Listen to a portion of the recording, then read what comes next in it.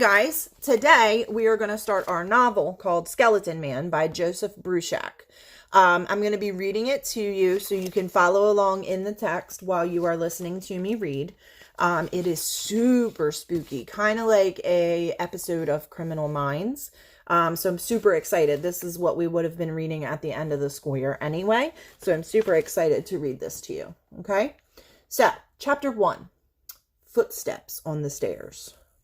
I'm not sure how to begin this story. For one thing, it's still going on. For another, you should never tell a story unless you're sure how it's going to end. At least that's what my 6th grade teacher, Miss Shabbos, says. And I'm not sure at all. I'm not sure I even know the beginning. I'm not sure if I'm a minor character or the heroine. Heck, I'm not even sure I'll be around to tell the end of it. But I don't think anyone else is going to tell this story. Wait. What was that noise? I listened for the footsteps on the stairs, footsteps much heavier than those an elderly man should make. But it's quiet, just the usual spooky nighttime creaking of this old house. I don't hear anyone coming now. If I don't survive, maybe they'll all realize I should have been taken seriously and warn the world. Warn the world. That's pretty melodramatic, isn't it? But it's one of the things I do well. Melodrama. At least that's what Miss Shabbos says. Her name is Maureen Shabbos, but Miss Showbiz is what we all call her because her main motive for living seems to be torturing our class with old Broadway show tunes. She starts every day by singing a few bars of one and then making it the theme for the day. It's so disgustingly awful that we all sort of like it. Imagine someone who loves to imitate Yul Brynner in The King and I, a woman with an afro no less, getting up and singing Shall We Dance in front of a classroom of appalled adolescents. Miss Showbiz. And she has the nerve to call me melodramatic. But I guess I am. Maybe this whole thing is a product of my overactive imagination. If it turns out to be so, then all I can say is who wouldn't have an overactive imagination if they heard the kind of stories I used to hear from Mom and Dad? Dad had the best stories.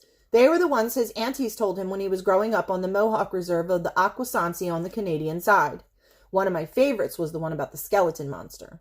He was just a human being at first, a lazy, greedy uncle who hung around the longhouse and let everyone else hunt for him.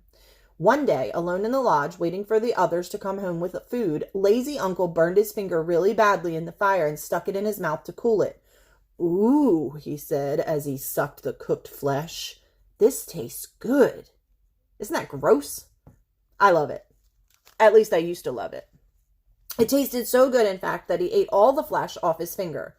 "Ah," he said, "this is an easy way to get food, but I am still hungry." So he cooked another finger and another until he had eaten all his fingers. "Ooh," he said, "that was good, but I am still hungry." So he cooked his toes and ate them. He cooked his feet and ate them. He cooked his legs and ate them. He cooked his right arm and then his left.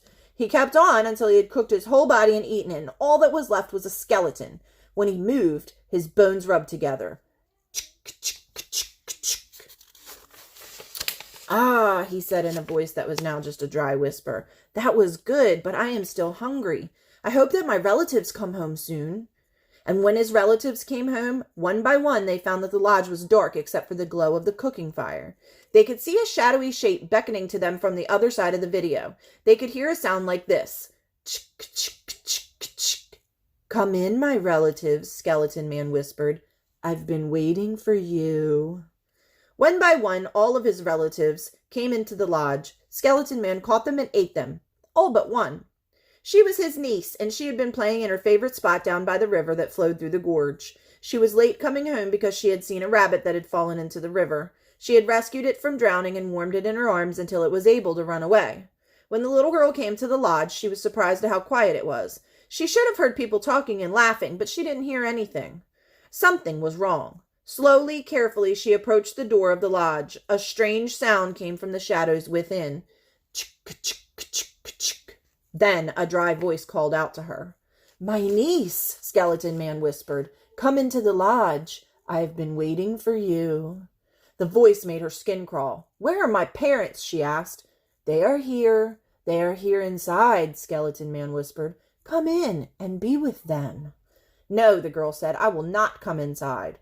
"Ah," Skeleton Man replied in his dry, thin voice. "That is all right. I will come out for you." Then lazy uncle, the Skeleton Man, walked out of the lodge. His dry bones rubbed together as he walked towards the little girl.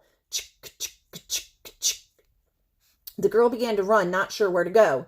Skeleton Man would have caught her and eaten her if it hadn't been for that rabbit she rescued from the river. It appeared on the path before her. I will help you because you saved me, said the rabbit. Follow me. Then the rabbit helped the little girl outwit the Skeleton Man. It even showed her how to bring everyone Skeleton Man had eaten back to life. Mom and Dad told me stories like that all the time. Before they vanished. Disappeared. Gone. Just like that. I was on TV when they disappeared. You probably saw me on Unsolved Mysteries. The news reporter said into her microphone, child left alone in the house for over 3 days, terrified, existing on cornflakes and canned food. Actually, I went to school on Tuesday and called out for pizza once. Mom had left money on her dresser when they went out that Saturday evening and never returned. I didn't know they hadn't come back until Sunday. I had gone to bed Saturday evening expecting them to wake me up when they came home like they always did, but not this time. When I woke up that Sunday morning, I knew something was totally wrong. The house was quiet. Usually my parents were both up way before me. I should have heard Dad in the kitchen banging the pans around.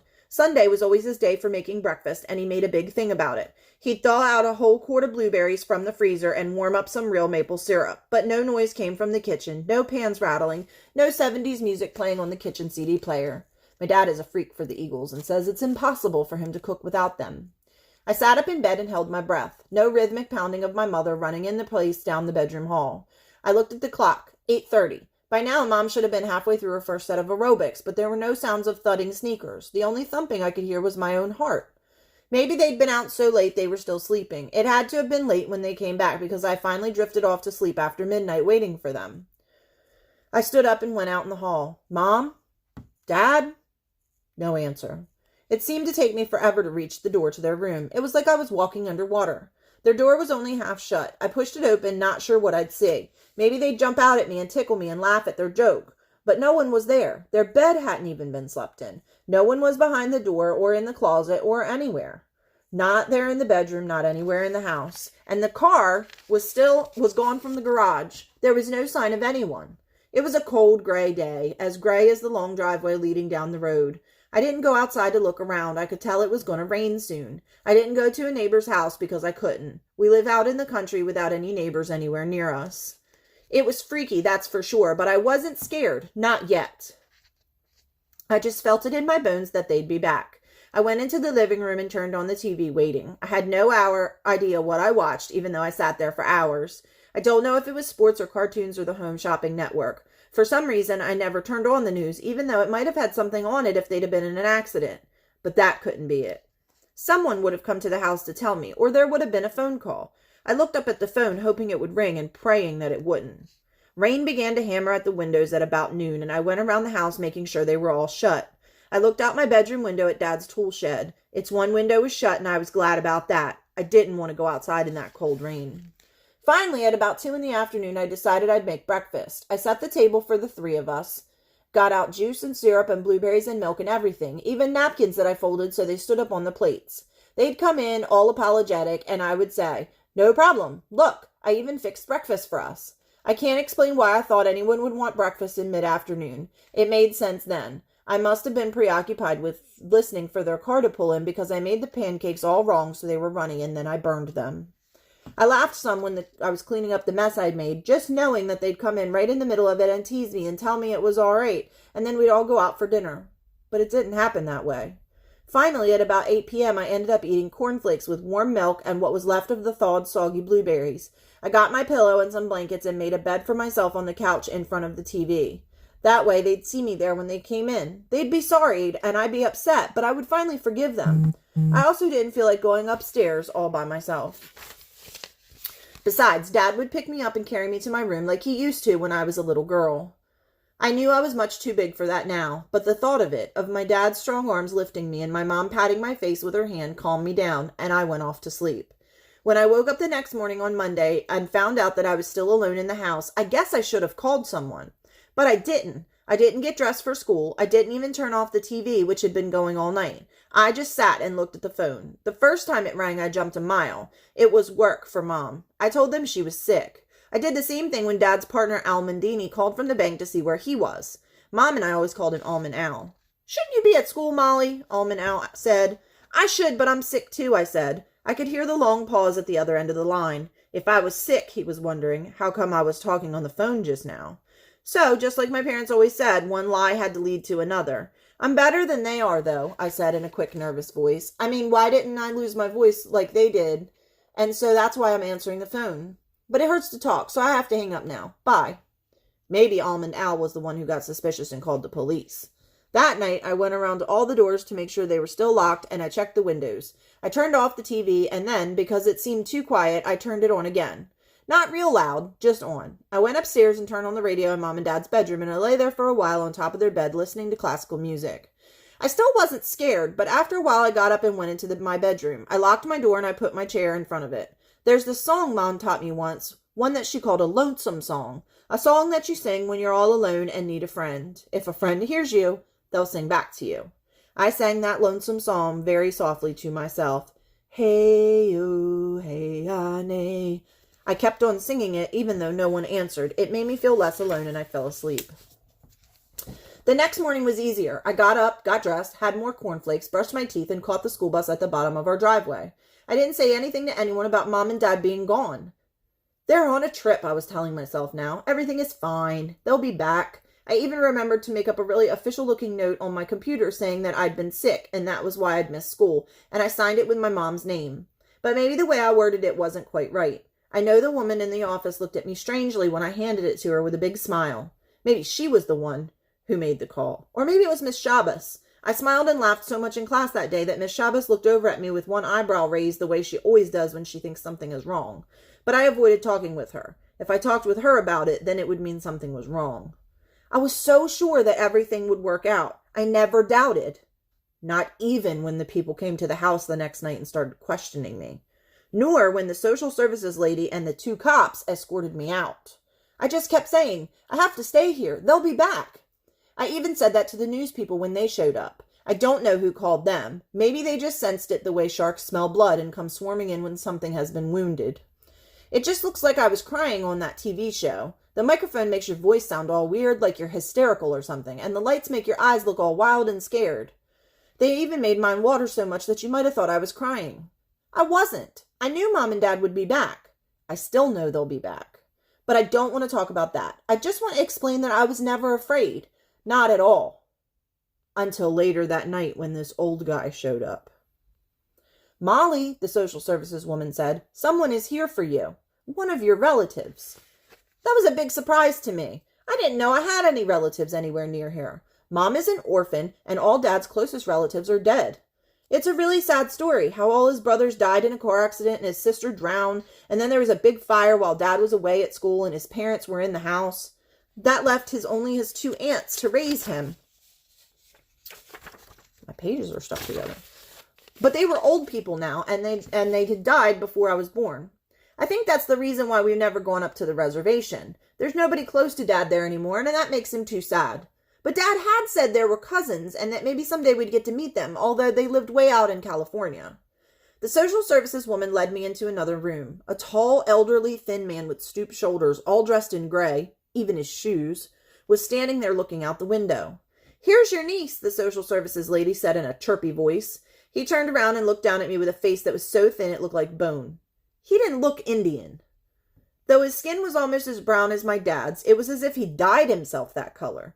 His eyes were round and unblinking like the eyes of an owl. He smiled, and I could see how big his teeth were. I don't know him, I said, taking a step backward.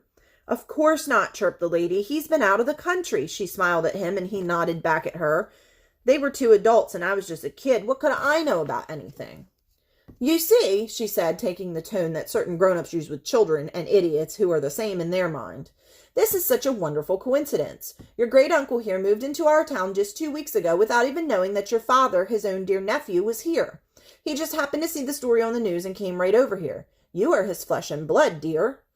I looked up at him again, and he nodded. There was a little smile on his face. It was as if he knew what I was thinking, as if he knew that I knew that he wasn't who he said he was. But there was nothing I could do to stop this. I don't know him, I said again. I've never heard of him, and I don't care if he is my uncle. My parents will be back soon, and my teacher said I could stay with her if you're worried about me being home by myself. That was true. Miss Shabbos had left only an hour ago. She'd come to the offices where I was being kept. She agreed with me that my parents would be back soon, but she had suggested that just for now I might like to stay with her, so I wouldn't have to be alone. But social services wouldn't hear of it, not when an actual relative was coming to get me. The lady shook her head. She was losing her patience. Dear, she said, we have checked things very thoroughly. She turned and gestured to the tall stranger who was determined to hand me over to. The expression on her face said that she was sorry to bother him, but they needed to humor me to keep me from making a scene. He reached into his pocket and pulled out a big wallet. It was covered with snakeskin.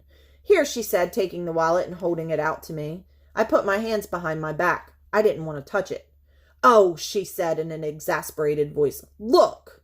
She flipped the wallet open. There was a driver's license with a picture of the man who was saying he was my uncle. The picture looked more human than he did, but it was him. I looked over at him. A horrible thought came to me. Maybe I was the only one who could see him this way. Maybe he looked normal to other people.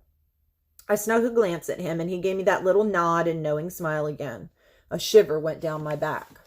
Dear, look here, the lady said, her impatient finger pointing to the license.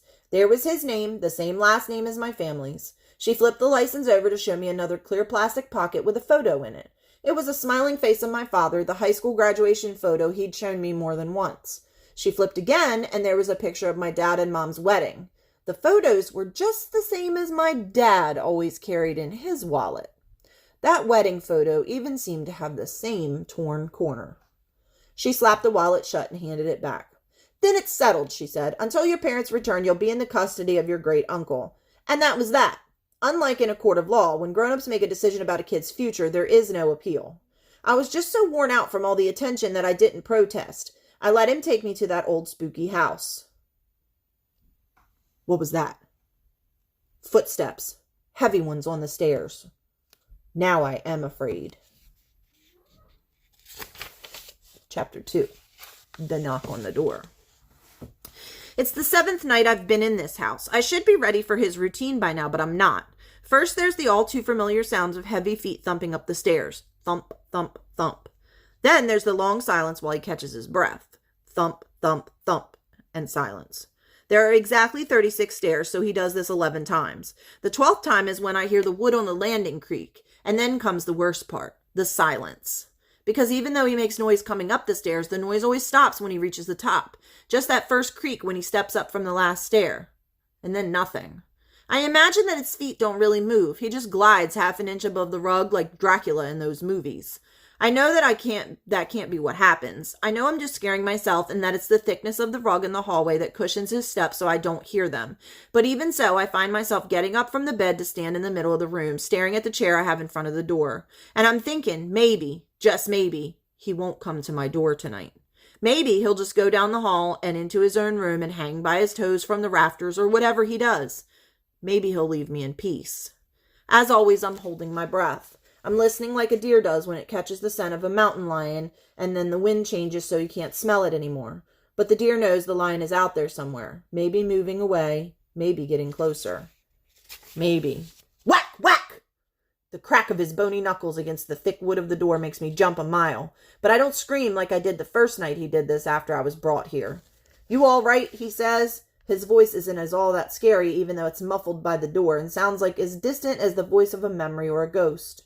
I lean back away from the door, trying to make my voice sound as far away from it as possible. I'm okay. I'm in bed. I'm going to sleep, I say. Then I wait. Snick! That's it. It's the sound of the lock on the outside. Like every other night, he's locked me in.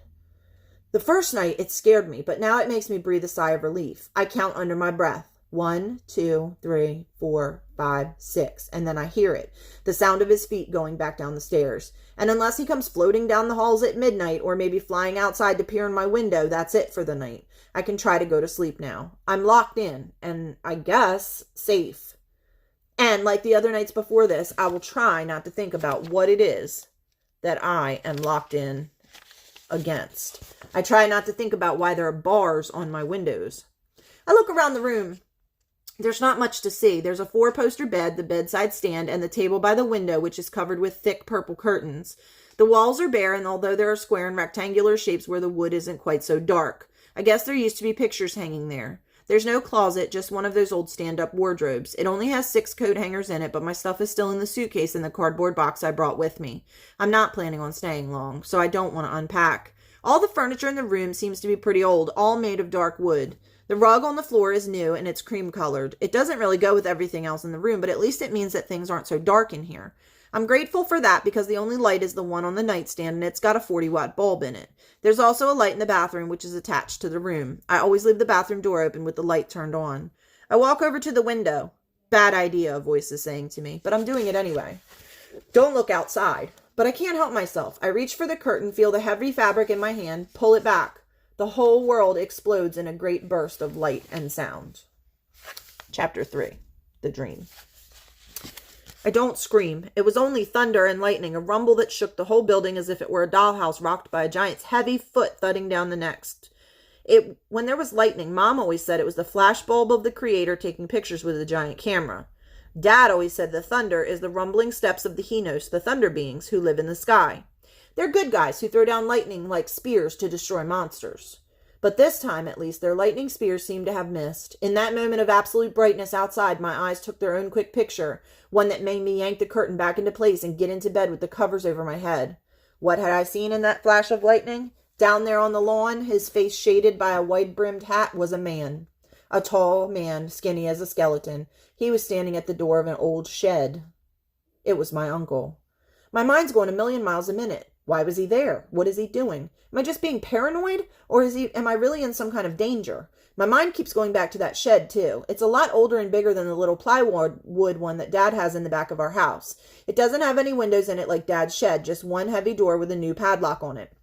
What was my uncle going to do in that shed in the middle of the night? I can't find an answer, so I turned it all off by thinking of Miss Showbiz singing. I think of her singing that song from the musical about Annie, another orphan, assuming I might be one, which I know I'm really not. Tomorrow, tomorrow. And as I put all my thoughts and fears into imagining her singing, I fall asleep. And I dream.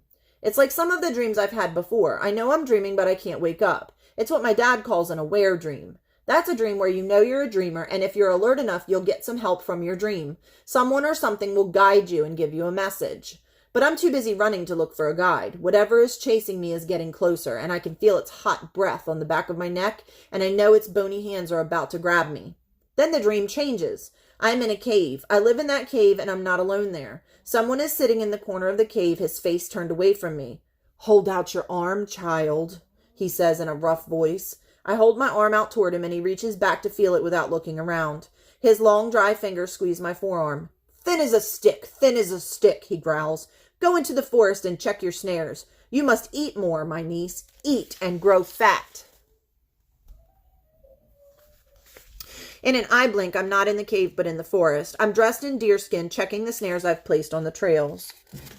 I'm worried because I haven't caught anything. My uncle will be angry. Then I see a motion in the brush. Something is struggling at the side of the path. It's a rabbit, its hind foot caught in one of my snares. I lift my stick to hit it, but the rabbit looks up at me and speaks. "Little sister," the rabbit said, "spare my life and I will help save your own life." I put down my stick and loosen the cord from the rabbit's foot. It doesn't run away when it's free. Instead, it looks me in the eye and it speaks again. "Little sister," the rabbit says, "thank you for sparing me. Now I will tell you what you must know. The one you think is your uncle is not human." Chapter 4, Dark Cedars.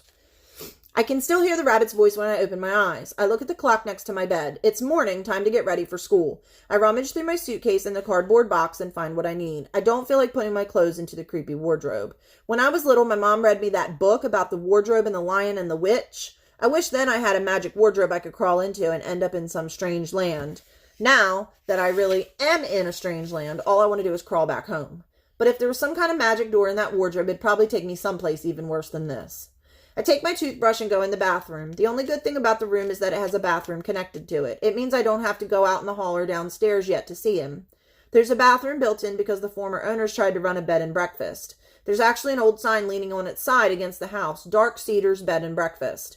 The name alone is enough to scare people away from it, but I think it's probably just didn't work out because the place is too far from the center of town, even though it's near Three Falls Gorge, which is the town's main place of scenic beauty, as our Chamber of Commerce puts it. When my uncle got this place, he took down the sign. While I'm in the bathroom, I look at myself in the small smoky mirror hanging over the sink. I think I could have that kind of face that only a mother could love, but both of my parents tell me I'm wrong. They think thick eyebrows that almost meet in the middle and ink black hair that grows so thick I need hedge clippers to trim it are positive assets. There's so much you can do with that hair, my mother says, like get it cut short and dyed blonde. My nose is okay, not too bumpy or too short or too long, but my lips are too thick. My cheeks look as if they have apples stuffed in them, and when I smile, my teeth are straight, but there's a gap between my incisors on the top. Braces will do wonders for you, dear. As if, I think. I can't wait until I'm old enough to get a real makeover like they have sometimes on the shopping channel. Still, though, I'm not thrilled with how I look. I don't hate my looks. I can just see lots of room for improvement. And I know that people must like my face at least a little because whenever I smile at someone, they almost always smile back. Except for my uncle. I tried smiling at him yesterday. He just studied my face like a scientist looking at some strange new bug until my smile crawled away and died. I won't try that again. I sigh and lift up my chin. At least I don't look like a terrified victim in some slasher movie. I just look like a kid about to catch the bus. I leave the bathroom and try the door. It's not locked from the outside anymore. It never is by this time. I peek outside carefully, my backpack with a large empty plastic container in it over my shoulders. No sign of anyone up or down the hall. As soon as I start down the creaky stairs, he hears me. Come down to breakfast, he whispers up the stairs. He's standing at the bottom, half hidden by the old coat rack. He turns and walks away. He doesn't like me to see his face in the morning, or ever for that matter. I go into the sunroom. It looks like it used to be a screened porch once. It has the floor of cold stone tiles and is connected to the back of the house. Its 4 big windows and sliding glass doors were probably meant to let in the sun and give you a view of the garden. But there's no sun today, and there hasn't been a garden out there for a while. The places where flowers once grew are overgrown with nettles and burdock and a few small sumac trees, their leaves all red now that there's been a frost. Although there's no room in the sunroom for several tables, there is just one. It's a glass-top table with rusty blue metal legs. The 2 chairs are made out of the same rusty blue metal with curlicue designs. The table is set for one. As always, he's already eaten. At least that's what he says. I've never seen evidence of his breakfast. I see his back as he goes out to the sunroom door. I'm never allowed to go out that way toward the big shed in the backyard with the heavy-duty hinges on the thick bolted doors. His tool room, he says. I wonder again what he was doing out there last night. Eat your breakfast, he calls back without turning his head. You're looking thin. Then he's gone, and I take my first real breath of the day. The food on the table looks good. I'm hungry. Grapefruit cereal toast with butter and jam. I put my backpack under the table between my knees. I take the lid off the plastic container in the backpack and pretend to eat. But each spoonful of cereal, each slice of toast, each piece of fruit goes into the plastic box. I snap the lid onto it and close the backpack. Then I pretend to wipe my lips with a paper napkin, ball it up, and put it on the now empty plate. I'm just in time because just as he's done every other day, he sticks his head out of the door of the shed to see if I've eaten my food. Done, I call out in a cheery voice, and then I stand up and walk out the front door trying to be as calm as possible, hoping that it will not be locked. It isn't, and I escape down the walk to the corner where the school bus will arrive within 5 minutes. Time enough to dump the food down the storm drain at the curb edge. Let the rats deal with it. Super paranoid, that's what you're thinking right now. Melodramatic. But I'm determined not to eat the food he gives me. I think he puts something in it. When I first got here, I ate what he put in front of me automatically. I started to have a headache and my heart was racing and I felt like some kind of zombie. When I went to bed that night, I just conked out and I didn't even dream. The next day, I started my Tupperware routine. If I kept eating that food, I'd probably be walking with my arms held out in front of me saying, "Yes, master," in a hollow voice whenever he spoke to me. When the bus comes, I take the first seat. Other kids are sitting with friends, but I stay by myself. This isn't the bus I used to take. No one in my class is on it, and people are still checking me out. I haven't been in a hurry to be all bright and cheery with my new busmates either. When the bus stops in front of the school, though, I have to start smiling. This is my place of refuge. I'm safe here. Other kids might groan when they walk through the big front doors, but I breathe a sigh of relief. It's all so routine and boring here. I love it. Although when Laura Lowe, who's my second best friend, waves to me from her locker, I pretend not to see her and just go straight into class. I know she wants to talk to me about Greg Iverson and how cute he is, and I do think he likes her, and I can't bear it. For some reason, I just can't think of anything to say to other kids right now, and all the stuff that used to interest me seems kind of unreal. In our class, it's Don Quixote Day. At least it is for Miss Showbiz. We're all groaning by the time she finishes belting out her medley from Man of La Mancha. I'm groaning the loudest of all because it just makes me feel so safe, so normal. I feel so great that when Miss Shabbos tells us to open our workbooks, I burst out in laughter that's so loud and inappropriate that everyone, including Miss Shabbos, looks at me. Maureen Viola, who's my best friend and who sits 2 seats away, looks at me and mouths the words, "What is wrong with you?" All of a sudden, I feel as if I'm about to burst into tears. I have to put my head down on my desk. What is wrong with me? I'm not being tortured or anything. My uncle was kind enough to take me in. Excuse me. He's just a little strange. Maybe I'm the truly strange one with my worries about being drugged and blockading my door at night and imagining what might be happening in the shed. Too much imagination, that's me. Miss Shabbos has a little talk with me that afternoon. She asked me to wait behind when the rest of the class is leaving for gym. She's worried about my behavior. Is everything all right? She pauses. At home? What home? That's what I want to say. I want to scream and cry and have her hold me in her arms while I sob against her shoulder, but what good would that do? So I give her my patented sunny smile. Everything's fine, I say, really fine. But Miss Shabbos doesn't smile back. Really, she says in a soft voice, and then she looks beyond the smile right into my eyes as if she can see my thoughts. It's not the way my uncle does it, not even like someone stealing a part of me. It's not even like an adult looking at a kid who's being unreasonable. It's a way a true friend looks at you when they say they want to help you and they really mean it. No, I whisper, it's not. And then I tell her. I don't tell her everything because now that I'm in school, my fears seem a little foolish and I don't want her to think I'm being melodramatic. But I tell her how I feel, how weird it is in my uncle's house, and how I really, really don't want to be there. She doesn't interrupt or ask questions. She just listens, nodding every now and then, and when I'm done, I feel lighter, as if I'm no longer carrying a 10-ton truck on my shoulders. Miss Shabbos lightly places her hand on my shoulders. She doesn't say I'm being foolish or that I should grow up. "Sweetheart," she says, "thank you for telling me." She turns slightly to write something on a card and she hands it to me. "Here's my home phone and my cell phone. Call me anytime, okay? We'll keep an eye on this together, right?" "Right," I say, and for the rest of the day in school things almost do seem right, but then I take one more deep breath and the school day is over. That's bad. The only good thing is that it's Wednesday. That means I get to come back to school tomorrow and the next day before the weekend comes, which most kids love because it means we won't have to go back to school for 2 days. 2 whole days. I walk home because it takes longer than the bus. I stop at a fast food place to eat enough to kill my appetite. I don't have much money left and I don't know what I'll do when it runs out. But I try not to worry about that now. There are more pressing concerns.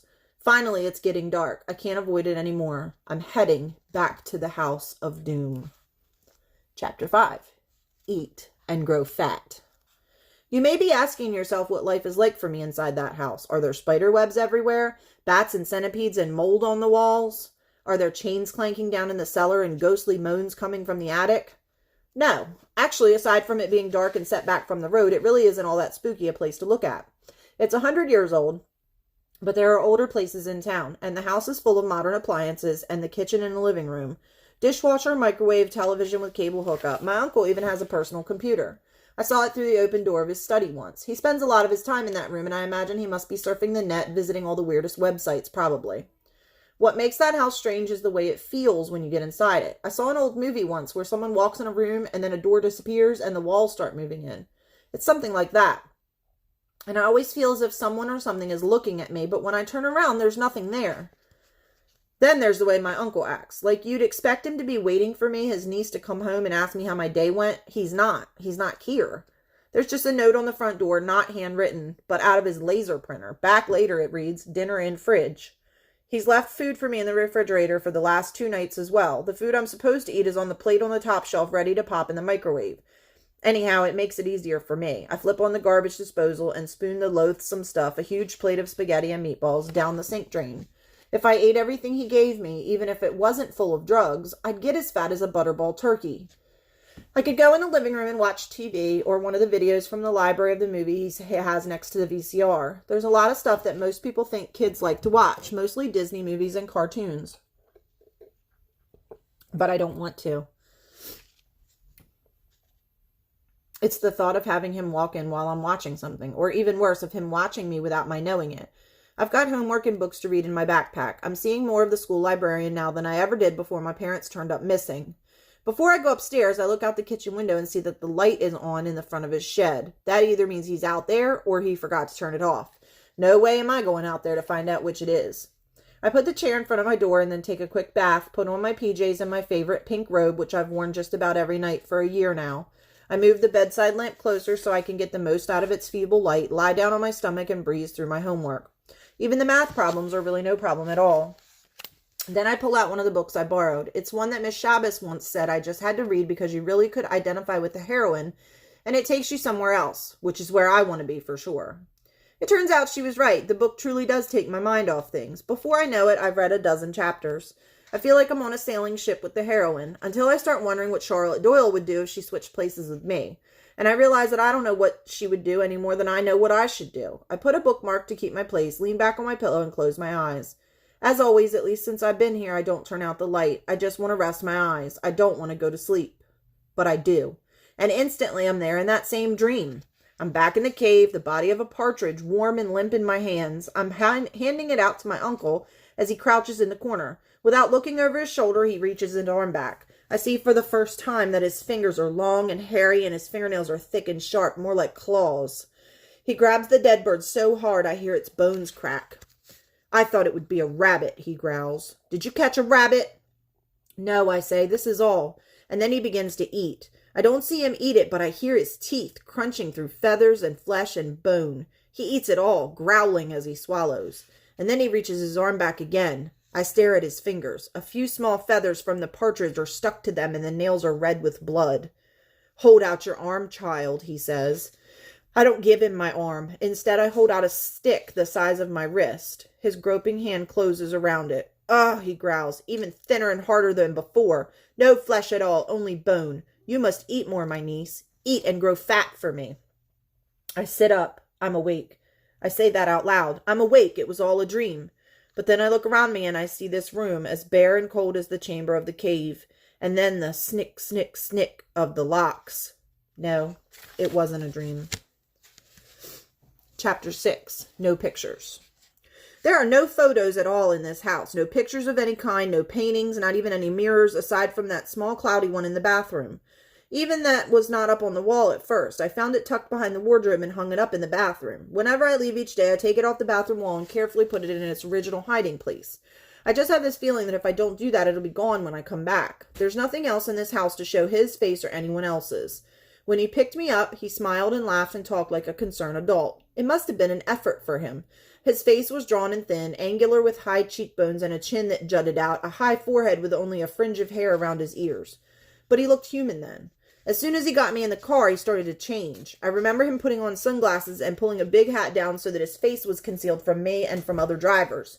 I caught a glimpse of the side of his face every now and again, and it seemed as if the flesh was melting off his bones. At the time, I figured the light was playing tricks on me, but now I'm not so sure. Ever since that day, he's been careful not to show me his face at all. He always keeps his back to me. And his hands. He kept them in his pockets, hidden from the social services people, but when I could see them as they held the wheel, they were white, pale, pale white, and the skin on them was so thin that I thought I could see, whoops, I lost my page, through to the bones, and the fingernails were thick and long and sharp like claws. He must have seen me looking because he slipped on a pair of leather gloves at the next stoplight. Then I turned away to watch the trees and telephone poles and the houses whizzing past, being left behind us as we went down the road toward someplace I never wanted to go. He didn't speak much that day. He just opened the car door when we got to the house. Get out, he whispered. I got out. Go in, he said. I went in. Eat. I ate the plate of food he put in front of me while he stood behind me and watched until I was done. Your room is upstairs, he said.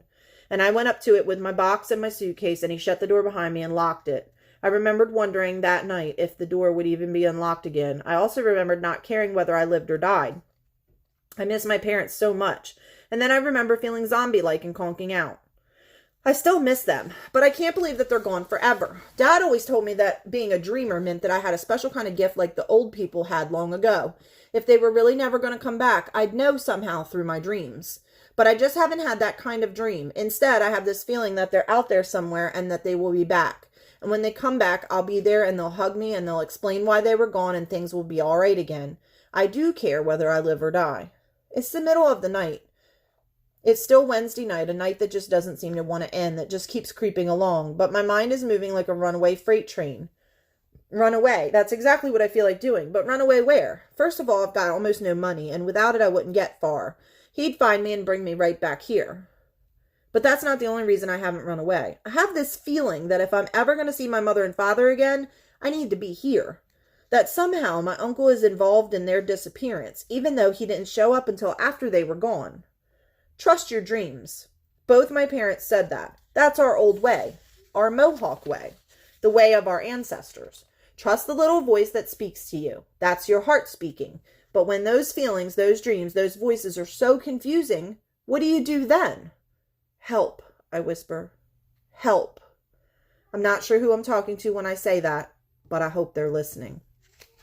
Chapter 7, The Counselor. When the morning comes, I haven't dreamed again.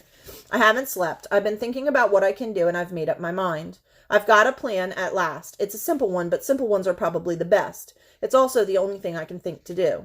At school, you're always hearing about kids with problems, and there are people called counselors whose job it is supposed to be to help kids who have them. It seems to me that our kids never actually see them. At our school, at least, the counselor's kept busy by the kids who are always in trouble or getting in trouble. Her name is Mrs. Rudder. Unless you're frothing at the mouth or something, it just isn't easy to get into her. As soon as I walk into the classroom, I go right up to Miss Shabbos. She doesn't do the adult thing of seeming to listen while not really hearing you because she thinks she already has the answer.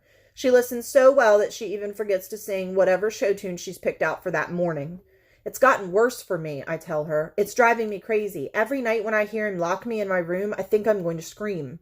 Miss Shabbos sits up straighter at that. He locks you in? You didn't tell me that before. As soon as class gets out to recess, she takes me straight to the counselor's office. The door is partially opened. I've walked by the door a million times and never gone in before. Miss Shabbos pushes it open the rest of the way and pulls me in with her. One whole wall to the left of the desk is taken up with pigeonholes. Not the kind that you put mail in, but smaller. Everyone has the name of a kid written under it, and in every pigeonhole is a little pill bottle, Ritalin and stuff like that. The kids who need meds have to take their daily pill in Mrs. Rudder's office. There's a water cooler and paper cups, lots of them. On the other wall are some posters about not smoking and not taking drugs. I guess the two walls balance each other out. Can I help you? Says a voice from behind us that sounds like the person mostly wants us to leave. We turn around and Miss Rudder is standing there. She's not very tall, but she has this way of looking at people that makes them feel like they're being shrunk down under a microscope. Miss Shabbos, though, refuses to be diminished. Molly needs to talk to someone. I can make an appointment for, Miss Rudder says, stepping past her desk and starting to look at her appointment book. Now, Miss Shabbos says. I'm very busy, Miss Rudder replies. I'm sure this child is afraid, Miss Shabbos says. Look at her eyes. She won't take no for an answer. The next thing I know, I'm sitting in the chair and Miss Rudder is leaning over her desk, asking me questions and taking notes while Miss Shabbos listens. At first, I can't make any headway. I'm telling the truth, but I feel like I'm not giving the right answers to the questions I'm asked in a calm, matter-of-fact way. Has he ever touched you in a bad way? No. Miss Rudder nods. So he's never hit you? No. Has he ever threatened you? Not really. Aha, Miss Rudder says. She looks over at Miss Shabbos and shakes her head. I can see that she thinks I'm wasting her time. She's no longer sitting, but standing up in a way that makes me feel as if I'll be standing up soon on my way out her door. What has he done that makes you afraid? I know what I want to say. I want to say that I see him looking at me out of the corner of his eye in a way that makes chills go down my back. Even when I'm walking down the hall and going into my room, I feel as if I'm being looked at.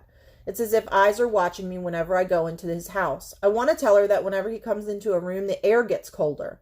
Whenever I know he's thinking about me, I have that feeling like someone is walking over my grave. I want to say that he's not really a human being. He's something else. I don't know what. He's fattening me up. And if I say that, they'll suspect I'm nuts. I want to tell them about my dreams, but I know if I tell Miss Rudder my dreams are warning me about the danger I'm in, she'll move from mere suspicion to absolute certainty that I'm lying. Instead, I say the one thing that does get her attention. He locks me in my room at night. Miss Rudder sits back down. She looks right at me over her desk, her hands clutched together. Every night? Every night. Can you come out if you ask? I don't think so. More things are said, but that was a big one. I see Miss Shabbos nodding to me. Miss Rudder has listened. She'll do something. But not much. That afternoon, Miss Rudder and a man who's introduced to me as Mr. Wintergreen from Child Welfare escort me to the house. Miss Shabbos wanted to come along, but Miss Rudder told her that wouldn't be following proper procedure.